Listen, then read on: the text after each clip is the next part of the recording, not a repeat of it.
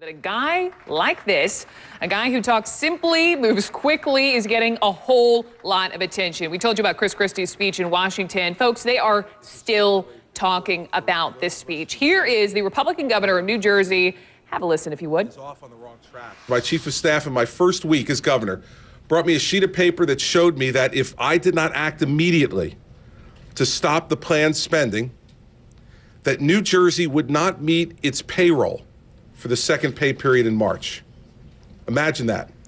The state that has the second highest per capita income in America had so overspent, overborrowed, and overtaxed that it would not meet payroll in March of 2010.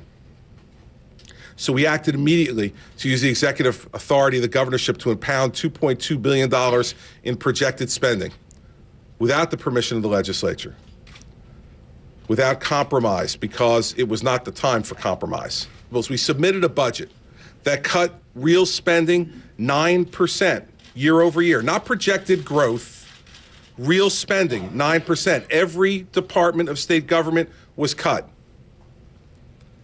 And we balanced the budget. Take my word for it. I rolled out my pension and benefit reform in September on a Tuesday. And then that Friday, I went to the firefighters convention in Wildwood, New Jersey. 7,500 firefighters at 2 o'clock on a Friday afternoon. I think you know what they had for lunch. And I said, here's the deal. I understand you're angry. And I understand you're frustrated. And I understand you feel deceived and betrayed. And the reason you feel all those things is because you have been deceived and you have been betrayed. And for 20 years, governors have come into this room and lied to you. Promised you benefits that they had no way of paying for, making promises they knew they couldn't keep, and just hoping that they were the man or woman who wouldn't be left holding the bag. I understand why you'd feel angry and betrayed and deceived by those people. Here's what I don't understand. Why are you booing the first guy who came in here and told you the truth? You see, one of the things that the public sector unions don't understand about my approach in New Jersey is they think I'm attacking them. I'm attacking the leadership of the union because they're greedy and they're selfish and self-interested. The members of that union are being ill-served by the leadership of that union. And so when I say what I'm doing is to save your pension, to save your health care for the rest of your life. And yeah, you're going to have to take a little less.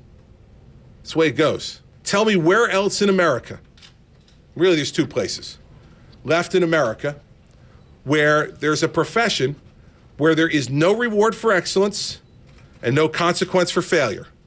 Of course, we all know the first one is weathermen.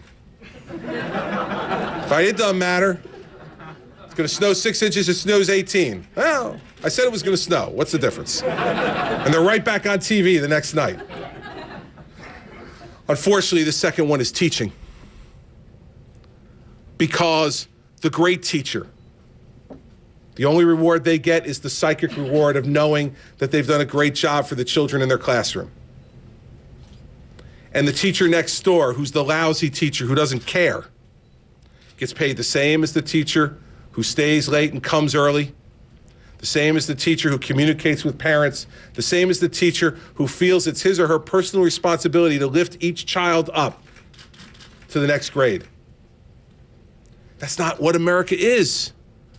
America is built on rewarding excellence and having consequence for failure. We are teetering on the edge of disaster. And I love when people talk about American exceptionalism, but American exceptionalism has to include the courage to do the right thing. It cannot just be a belief that because we're exceptional, everything will work out okay. Part of truly being exceptional is being willing to do the difficult things. There really is a difference between us. And we've been talking about how much we agree on different issues, but there really is a difference between us. And it's basically this. We don't think the government should be in control of all of this.